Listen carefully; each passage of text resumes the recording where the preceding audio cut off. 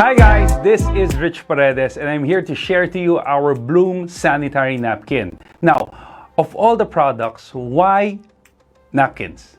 Number one, it's a mandatory product. Whether you like it or not, women uses this and women needs this. That's why when you talk about business, you should have a product that is recession-proof, that is lockdown-proof.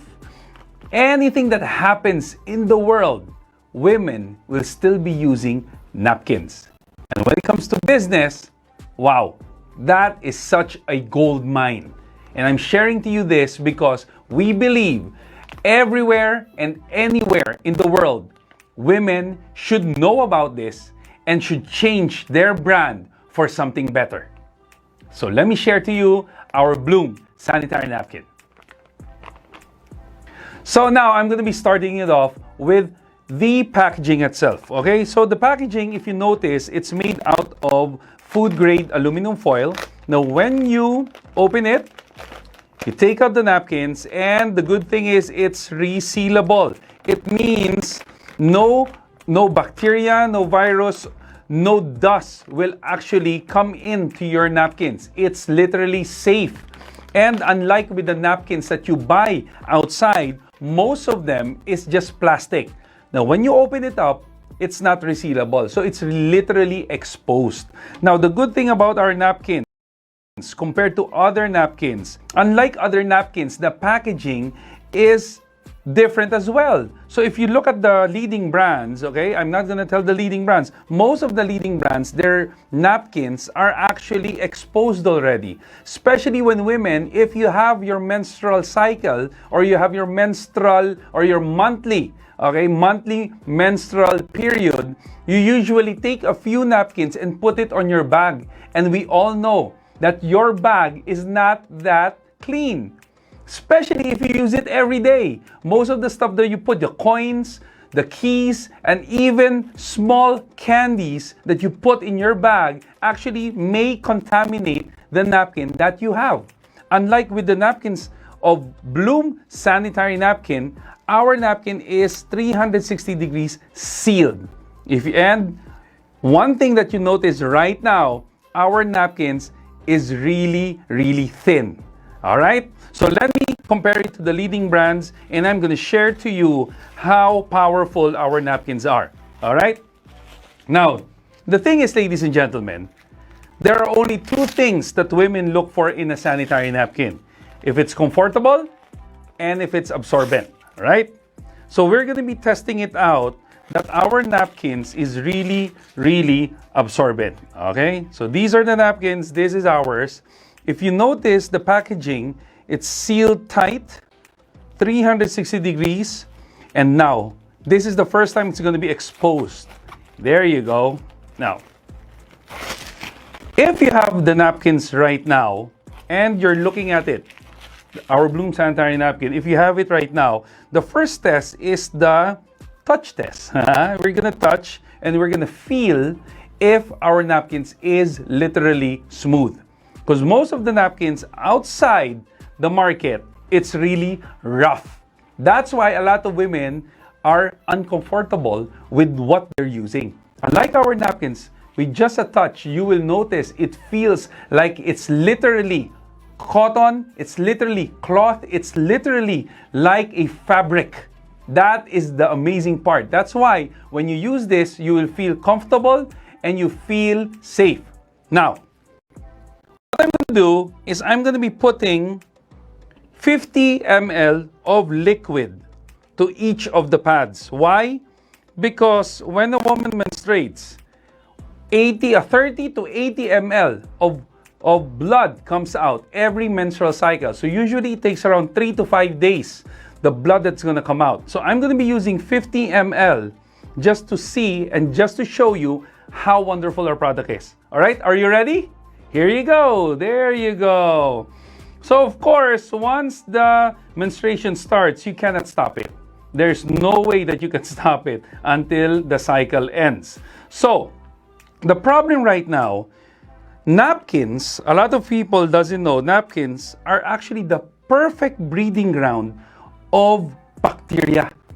Did you know that it only takes around less than 2 hours for the bacteria to literally invade the whole napkin? Wow, you like that word? Invade. Invade the whole napkin, and really, how would you know if the bacteria is there? They will develop a little bit of smell, a bit of, if I may say, a fishy smell, in the napkins. That's why you're going to notice that there's going to be a foul smell, and you will notice that the women are really a bit ashamed every time they have, because they don't want you to smell that foul smell. Now, I keep on talking about smell. But anyway, why do I say that? Because 100% when they use our napkin, it's dry, it's comfortable, and it doesn't smell. Is that good news? Okay? Is that good news? Why? Because it has a function, and I'm going to be sharing to you a little bit about the function in later in this video. Now, so how do we test if our product is dry and the others are wet? Simply use tissue, and you will notice here. So now we're going to be testing our napkins if it's wet or dry. So we start with the leading brands. Okay, here you go. Oh my God! Now look at this. Look at this. Can you imagine if this is blood, right? Imagine if this is blood, it actually touches the women's private part. Now, if it has blood, it has bacteria, do you think the woman can get infected? Yes, 100%. Whether you like it or not, women are so exposed to all of this bacteria, all of these infections. It's because the woman's private part is open. It can literally go inside. That's why don't be surprised they have dysmenorrhea, they have UTI, they have certain infections, even to the point it becomes cervical cancer. If you think about it, our grandmothers, they don't have any problems like that. Why? Because they use cloth. Before, in the olden times, they used cloth. Now, when all of these napkins came out, most of the women right now are getting sick. And right now, the second killer of women is actually cervical cancer. Is this making sense? Yes? Thank you so much. Now, with our napkins, okay, I'm gonna dry it off, okay? I'm gonna dry it off. With our napkin, the good news is, even if I press it, see? It's still dry. Ah, isn't it wonderful? How many of you, especially the ladies, how many of you ladies would rather have a dry napkin rather than a wet napkin? Yes, okay? So this is one of the best selling points of our product. It keeps you dry. Is that good? Yes. Now, let me share to you what's inside of the sanitary napkins. I'll just really make this quick.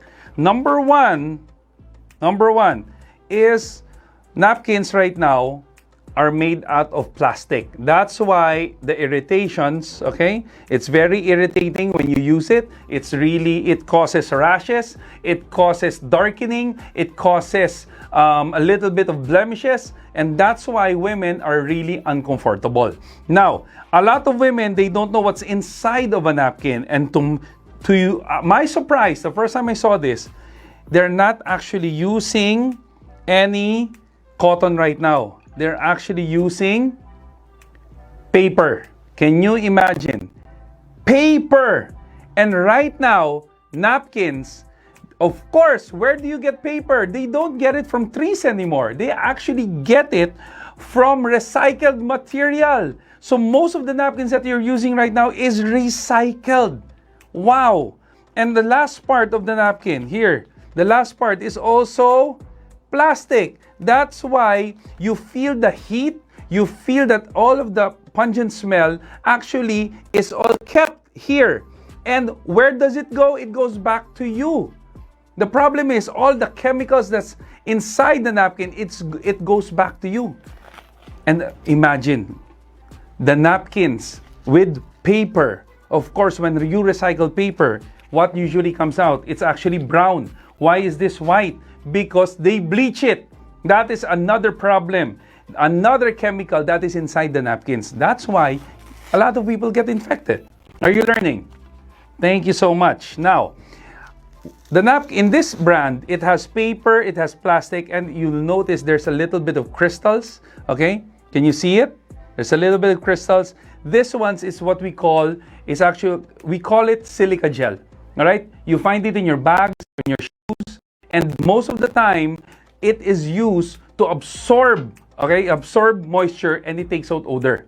The problem is, you can see it in the pouch that it says do not eat, throw away, because the material itself is not good for your body. Can you imagine every month you've been using this, and month by month it's trying to poison you? This is how scary it is. And the good news is, if there is a problem, we have the solution. So guys, we're going to be talking about the Bloom Sanitary Napkin, and I'm going to be sharing to you this powerful napkin. Is actually 8 layers. Now, the first layer, you're going to notice, it's actually like cloth. Literally, it's like cloth. It's like underwear. It's like an extension of your underwear. This part. Okay? Look at it. It's literally cloth. That's why when you use it, it's very, very comfortable. Now, the next layer is this one. This powerful, cute pink strip is actually our negative ion strip. The beauty with this, it has a powerful content of negative ions. Now, what does negative ion do? It suppresses the bacteria. That's why you will notice that there is no smell. Why? Because the bacteria didn't grow. It didn't multiply because of this powerful strip. Another thing that it gives energy. It also promotes really good blood circulation. And one of the things that we have with our sanitary napkin is this has antioxidant. And I'm going to share to you how to do the demonstration of the antioxidant. Good. Next is this one. Our napkin has a generous layer of cotton. Unlike with the napkins that you've seen a while ago, it only has paper. Ours has cotton. Here you go. See? Imagine our product has 100% cotton. Good? And another powerful layer is this one. This one is what we call the one-way strip. What it does, it lets the liquid penetrate, all right, and it has a locking system. That is why when you pressed a while ago, the liquid doesn't go up. Is that good news? So you are literally protected. And we have another layer, and this is the absorbent material. We are using food-grade gelatin. This is the gelatin that is made out of corn extract. It is literally edible. You can eat it. But please, after using it, please don't eat it, okay? So now, that's why you're gonna notice our napkin has an expiration date, okay? The expiration date because we are using food-grade material. And also, we have an international halal seal, okay? Because we don't use any chemicals on our sanitary napkins. Is that good news? Now, if you remember, ladies and gentlemen, we actually used 50 ml on the pad. Now, this is a little bit of the water that was left. I'm going to be putting the gel inside. Now, the good news is, this is not your ordinary napkin that you use after 1 hour, 2 hours, you throw it away. You can literally use it more than that. I have clients who use it for 3 hours, 4 hours, 5 hours. Why? Because our napkin can absorb up to 250 ml. That's how absorbent it is. My wife, her testimony, she used it for more than 10 hours. She noticed that it's very absorbent, it's very comfortable, it doesn't have any smell, and you know what the good news is? Her dysmenorrhea was gone. Amazing. And we have testimonies even from PCOS, even from urinary tract infection, even from simple cramps. Using our product, it takes it out. Is that good news? Yes. And you will notice this one, all of the liquid has been absorbed. Whoa! Imagine! That is how powerful our napkins is. All right? And the last thing, the last layer. This is what we call This is actually, it feels like it's plastic, but it's actually paper plastic from Japan. When you notice, it has a little bit of pores for this layer to let your napkin breathe. All of the heat will come out. This is the beauty about this layer. And the good thing is, what we're using as our adhesive, we're using food grade bubble gum, okay? So this is like gum without any flavor. All right? Is that good news? Now, how many of you would love to change their napkins? Thank you so much. Change for something better, ladies and gentlemen. This is how powerful our product is. And like what I said, I'm going to be sharing to you the antioxidant part. Are you ready? So this is the exciting part, and like what I said, I'm going to be sharing to you how the antioxidant demo works. Okay, so the water represents your body, and obviously the iodine represents the toxins that you face every day, from mental to physical toxins, okay? So imagine there's a research that most of the toxins are based on because financially you don't have money. Yeah, that's another toxin. And of course, there's toxins on the food that we eat, on the air that you breathe, and the soft drinks or the water that you drink. So imagine that's all the toxin in your body, okay? That's all the toxin. Wow, a lot of toxins. So let me just wipe this off. Now, this is I'm going to be getting a freshly opened napkin. A while ago, you saw the demo. That is your day napkins, okay? Now, this is what we call our liners. You use this every day. Literally, ladies and gentlemen, every day. And men can actually use this product as well. Why? Because our napkin prevents prostate problem for men. Okay? So my suggestion, if you're a man, you try it out, because the person who's doing the demo right now is literally a user. I'm using the product, okay? If you want to see it, you have to come here. Okay? So now, this is the strip, the same strip that you saw. Now, the beauty with this, once it hits your system or hits your skin, it starts its magic. What it's gonna do, it's gonna start to work on your system, and the beauty with this, it will take out all of the toxin in your body. Wow! Is that good news? Wow, amazing, right? So can you imagine, no sign of the toxin anymore? Because literally, every time you use this, it will start to protect you. So that's why, once there's more toxin that comes into your system, same thing with this, because you're protected now, it will start to take it out. Good or good? Wow, this is such an amazing product. That's why I'm so excited to share it to you. And I believe that where you are right now, this product will definitely help a lot of your friends and definitely will help you make more money.